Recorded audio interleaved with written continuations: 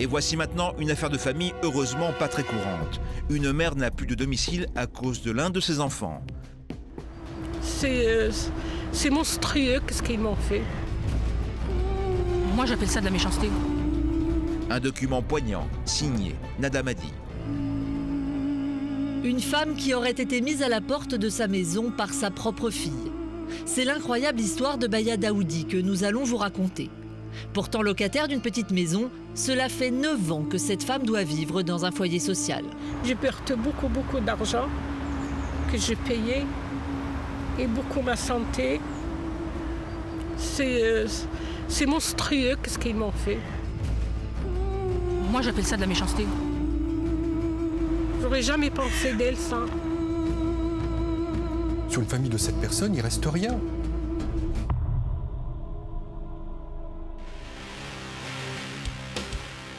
Nous sommes le 17 septembre 2007 à la rédaction de Sans aucun doute. Un avocat nous contacte et nous fait part d'une situation scandaleuse. Une de ses clientes vivrait un véritable enfer. Donc moi, je pensais véritablement que cette émission par intermédiaire de Julien Courbet était la seule voie possible. Pourquoi ? Parce que il fallait dire de manière la plus forte possible, laisser entrer Madame Daoudi chez elle. Révoltés par cette affaire, nous décidons de nous rendre sur place. Direction l'Est de la France. Nous partons à la rencontre d'une femme brisée. À 68 ans, Baya Daoudi est condamnée à vivre dans la petite chambre d'un foyer social. Oui, c'est ici que je vis. Ici, c'est la chambre que je dors. Vous voyez bien tout le bazar que j'ai. Pourtant, cette femme est bel et bien locataire d'une maison depuis 30 ans. Mais sa fille l'aurait mise à la porte. Alors que s'est-il passé? Pourquoi personne n'a réagi? Comment du jour au lendemain, une mère de famille s'est-elle retrouvée à la rue? J'étais pas comme ça avant. J'avais une chambre à coucher, j'avais de l'espace, j'avais aussi une famille. Maintenant, j'ai plus de famille, j'ai plus de logement, j'ai plus rien. Je vis en foyer. Et le foyer, ils peuvent pas me garder toute la vie. Hein. Pour comprendre cette situation, nous devons revenir 30 ans en arrière.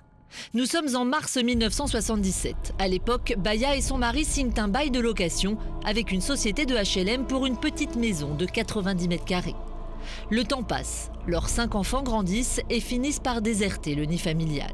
En 1992, lorsqu'une de leurs filles se retrouve au chômage, c'est tout naturellement que Baya et son mari lui ouvrent leurs portes.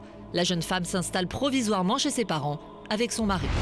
Ils étaient sans travail, sans aucun revenu, avec un enfant que je l'ai accueilli chez moi. C'est ma fille. Et quand les enfants ils ont besoin, les parents sont là pour les aider. En 1994, le couple finit par retrouver du travail dans la région. Sortis du gouffre financier, ils promettent chaque jour de trouver un nouveau logement. Mais ils ne feront aucune démarche. Nadir, l'un des enfants de Baya, ne comprend pas leur obstination à vouloir rester dans les lieux. Sa fille a un revenu, somme toute, j'allais dire très confortable. Ils ont un revenu quand même assez confortable. Je ne comprends pas qu'on s'attache et qu'on s'accroche de cette façon-là à un logement, j'allais dire social, puisqu'il s'agit de ça au départ. Donc, j'imagine pas. En 1995, un drame vient percuter la famille de plein fouet. Le mari de Baya décède après s'être longuement battu contre la maladie. Anéantie, Baya se retrouve veuve. Le jeune couple aurait alors tout tenté auprès du bailleur pour que la maison soit mise à leur nom. Mais le bailleur est formel. Son mari décédé, Baya devient la seule et unique titulaire du bail.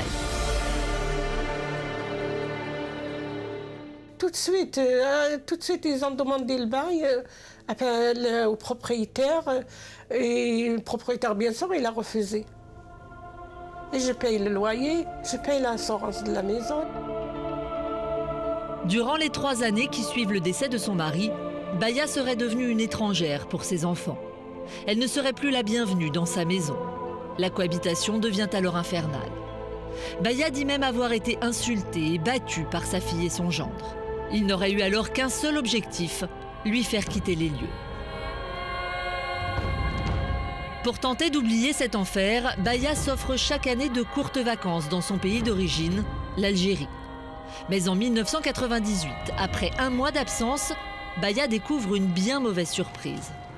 Je descends à la porte, il m'ouvre la porte, mon gendre. Il me dit, qu'est-ce que tu veux? Je dis, qu'est-ce que je veux? Je rentre chez moi. Et ben, il me dit, t'es plus chez toi. Sans fournir d'explications, le couple aurait changé toutes les serrures de la maison. Fouzia, l'une des filles de Baya, se souvient parfaitement de ce jour-là. Du jour au lendemain, ma mère s'est retrouvée dehors en rentrant de vacances. Elle avait changé les serrures, il lui avait interdit carrément de rentrer chez elle. Elle avait ses affaires personnelles dans la maison, bien sûr, puisqu'elle y habitait. Et ma sœur a décidé de s'en débarrasser. Elle est venue chez moi et a déposé ses affaires en me disant, en me menaçant même, que si je ne les prenais pas, ça finirait sur le bord du trottoir et que ce seraient les éboueurs qui les prendraient. Du jour au lendemain, Baya se retrouve à la rue. Nous sommes en 1998 et jusqu'à ce jour, les procédures vont s'enchaîner. Pas moins de 6 actions en justice qui aboutissent aujourd'hui à une situation ubuesque. Si la justice reconnaît Baya seul locataire de la maison, elle s'oppose en revanche à l'expulsion des habitants. Devant une telle aberration, Baya n'a d'autre solution que de trouver refuge dans un foyer social, à quelques kilomètres de là. Elle a voulu essayer par tous les moyens de pouvoir rentrer chez elle, ce qu'elle n'a pas pu faire jusqu'à présent. Et aujourd'hui, elle est encore dehors, elle est encore au foyer. C'est quelque chose d'intolérable. C'est toujours pareil, les familles sont toujours soudées jusqu'à ce qu'on mette 1 euro sur la table. Et puis alors là, on se bat, on se déchire pour 3 fois rien. On sort ses affaires dans des sacs poubelles. Je sais pas, la vie de maman résume un sac poubelle déposé en catimini à Villerue chez une sœur. C'est retrouvé du jour au lendemain avec portes et fenêtres tout fermées et les serrures changées sans pouvoir rentrer chez elle. Comment accepter l'inacceptable? Comment un enfant peut-il occuper le domicile de sa mère et la laisser sans toit? Baya tentera sous nos yeux de revenir chez elle. Une démarche difficile pour cette mère de famille qui ne sait plus vers qui se tourner. Il m'a croisé les bras contre le cou, avec le genou dans le dos, et il n'arrêtait pas de me dire de crever. Régler un différend familial n'est pas une chose aisée. Nos consultants en feront la mère expérience. Je vous rappelle que cette maison, monsieur, a été donnée à votre beau-père dans le cadre de son emploi. Monsieur, s'il vous plaît, vous allez m'écouter 30 secondes. Vous n'allez pas parler plus fort que moi à ce niveau-là. Écoutez-moi, monsieur. Sans aucun doute, spécial affaire de famille à suivre dans un instant.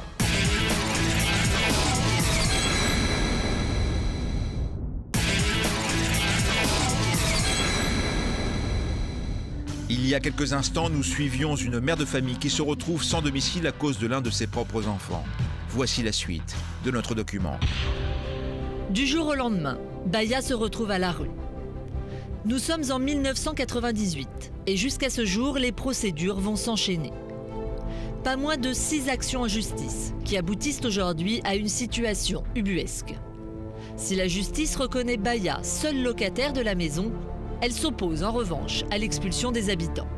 Devant une telle aberration, Baya n'a d'autre solution que de trouver refuge dans un foyer social, à quelques kilomètres de là. Elle a voulu essayer par tous les moyens de pouvoir rentrer chez elle, ce qu'elle n'a pas pu faire jusqu'à présent. Et aujourd'hui, elle est encore dehors, elle est encore au foyer. C'est quelque chose d'intolérable. C'est toujours pareil, les familles sont toujours soudées jusqu'à ce qu'on mette 1 euro sur la table. Et puis alors là, on se bat, on se déchire pour 3 fois rien. On sort ses affaires dans des sacs poubelles. Je sais pas, la vie de maman résume un sac poubelle déposé en catimini à Villerue chez une sœur.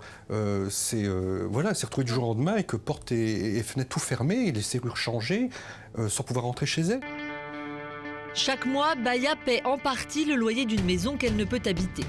Et si son bailleur lui envoie les quittances à l'adresse du foyer, il ne semble pas s'intéresser aux occupants de la maison. La société d'HLM, ils sont au courant de votre Oui, situation? oui, beaucoup. Ils sont tous au courant de mon situation. Mais ils s'en fichent? Ils s'en fichent du moment qu'ils sont le loyer payé. Ils ne cherchent pas à comprendre, parce que si je ne paye pas, ils me prennent le bail. Elle a le droit de payer le loyer, elle a le droit de payer des assurances, elle a le droit de payer tous les frais en fait inhérents à sa location. Par contre, on lui dit ne rentrez pas chez vous. Afin d'obtenir quelques explications, Baya souhaite se rendre chez elle en caméra cachée, 9 ans après avoir été jetée dehors par sa propre fille.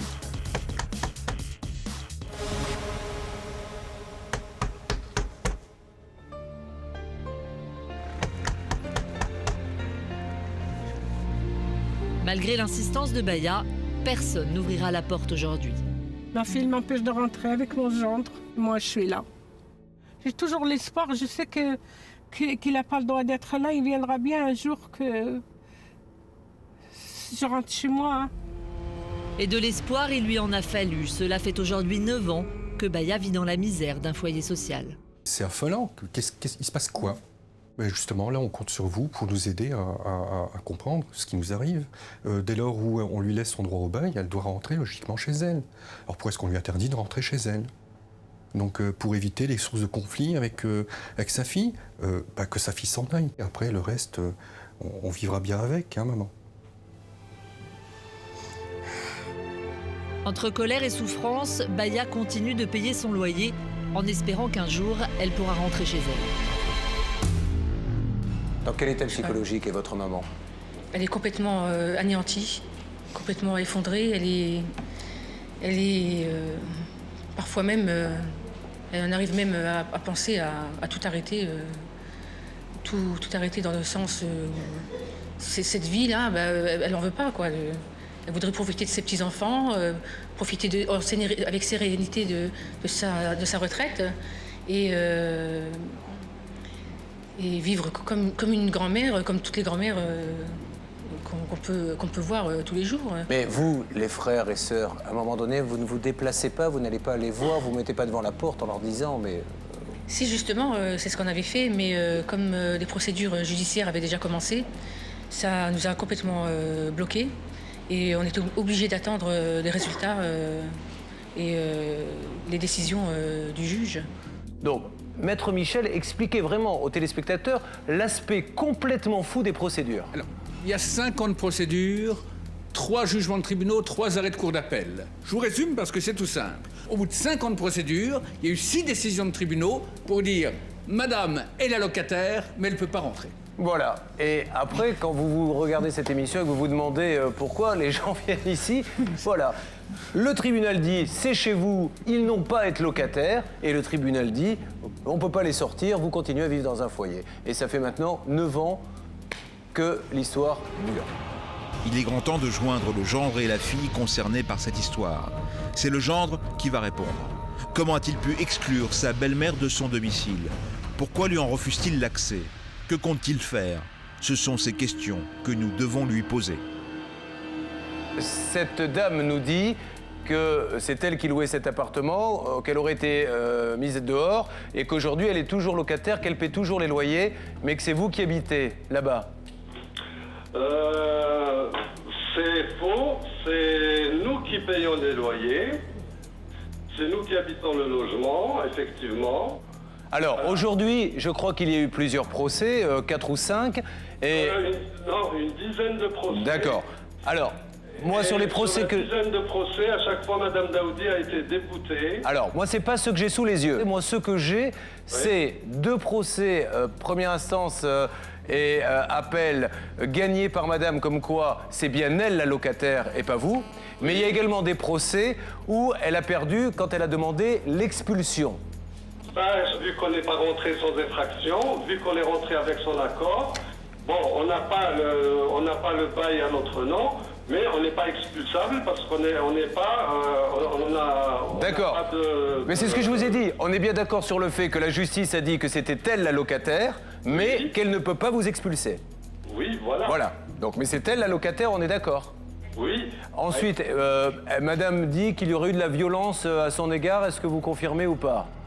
Il n'y a pas eu de violence à son égard, c'est plutôt elle qui était violente avec nous et pour nous protéger nos enfants, on a dû changer les serrures pour ne plus lui permettre de rentrer. Juste parce que c'est très important. Madame, vous nous avez parlé d'étranglement, de choses violentes. D'abord qu'il s'arrête. Il m'a Je vais vous donner la parole, monsieur, ne vous inquiétez pas. Attendez.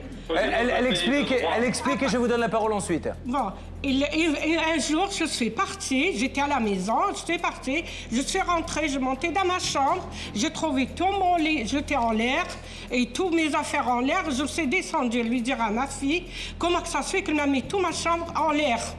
Alors ça a commencé à crier dans la cuisine. Et lui, il est descendu de là-haut. Et il m'a fait sortir de la cuisine par la force. Il m'a croisé les bras contre le cou, avec le genou dans le dos. Et il n'arrêtait pas de me dire de crever. Ça, c'est votre version. Quelle est la vôtre, monsieur? Voilà. On est dans un pays de droit. Si je lui avais fait mal, elle aurait déposé plainte pour coups et blessures et j'aurais été condamné. Pourquoi qu'elle ne l'a pas fait? Bernard Sabat. Monsieur Bernard Sabat, je suis consultant dans cette émission, je ne suis pas avocat, j'ai entendu beaucoup de choses sur cette affaire. Moi, il y a quelque chose qui me dérange par rapport à votre position à vous. Vous avez été hébergé par un beau-père assez extraordinaire, qui vous a permis, en fait, Pas hébergé. Monsieur hébergé, puisque le bail était à son nom. Je vous rappelle que cette maison, monsieur, a été donnée à votre beau-père dans le cadre de son emploi. Monsieur, s'il vous plaît. Monsieur, arrêtez de jouer sur les mots, s'il vous plaît. Vous allez m'écouter 30 secondes. Vous n'allez pas parler plus fort que moi à ce niveau-là. Écoutez-moi, monsieur. Monsieur, s'il vous plaît, arrêtez. Monsieur, arrêtez de nous endormir. Monsieur, vous avez occupé un appartement de votre beau-père qui a été donné dans le cadre de son job, de son employeur. Il a eu cette maison individuelle et votre beau-père vous a gentil. On est d'accord. Alors monsieur, c'est tout. Monsieur, alors arrêtez de jouer sur les mots. Écoutez-moi.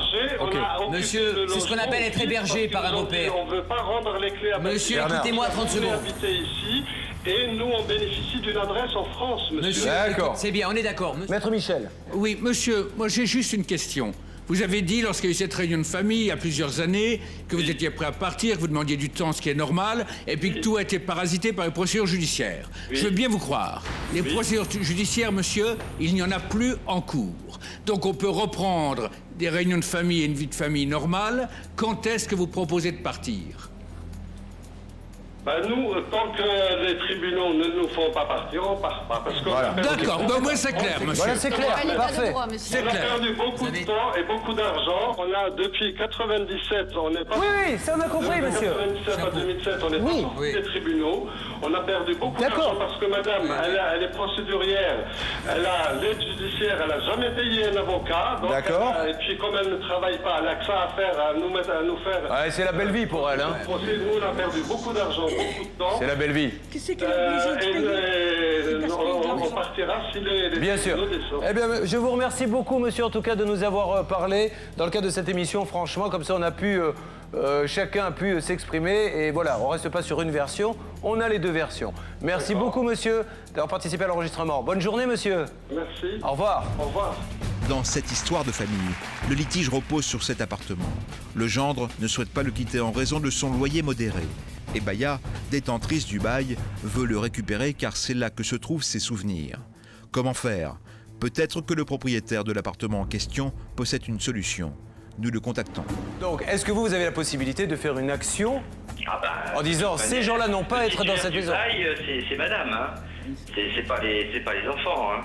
Enfin, je vais vérifier tout ça, hein, parce que je découvre un petit peu le dossier. Alors, hein. il y a deux solutions. Soit vous arrivez, vous, à expulser effectivement ceux qui sont là sans titre, soit eux, vous leur donnez un autre appartement et qu'elle puisse rentrer chez elle. Il y a différentes possibilités, quoi. Mais il faut qu'au bout du compte, madame trouve un logement et si c'est celui qu'elle avait avant, c'est mieux. Voilà. Exactement, monsieur, c'est exactement ça. On va essayer de travailler à ça. Hein. Bon, monsieur, est-ce que déjà, dans un premier temps... moi, je suis prêt, de toute façon, à vous rencontrer, à nous tenir au courant là-dessus et à régler votre situation. Est-ce que, avant de trouver la situation pour cette dame, parce qu'il faudra quelques jours, vous pourriez juste déjà, là, voir si votre collaboratrice peut nous dire si ce que je vous ai dit est vrai sur ces histoires de loyer, tout ça. On va regarder la situation juridique clairement. Et on se rappelle en fin d'après-midi?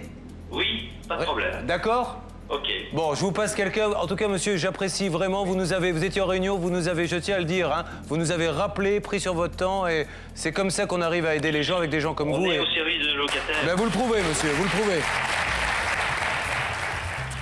Et quelques heures plus tard, comme convenu, nous contactons à nouveau le directeur local de l'office des HLM, avec l'espoir d'une solution. Allô? Allô, oui, bon, monsieur, c'est Julien Courbet de nouveau.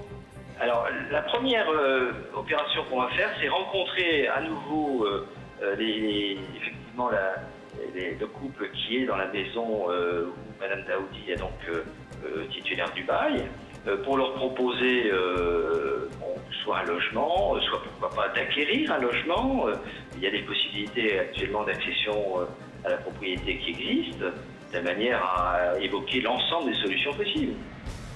Donc c'est ce que je propose en tout cas. D'accord. Parce que c'est la seule méthode qui permettrait de trouver une solution qui nous sorte de cette crispation qui, à mon avis, dure depuis longtemps. Hein. Bon, je vous fais confiance. En tout cas, monsieur, voilà, pour qu'on travaille main dans la main pour essayer de trouver une solution et je suis sûr qu'on va réussir à la trouver ensemble. Donc on essaie de se recontacter dans les jours qui viennent, dès que vous avez pu organiser la première médiation Dans les 8 jours qui viennent. Là. Voilà. Merci beaucoup, monsieur. On se tient au courant. Merci, passez une bonne soirée.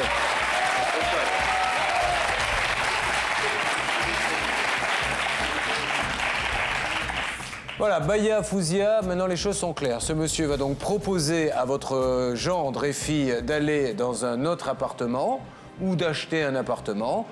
Ils veulent vous récupérer immédiatement le vôtre.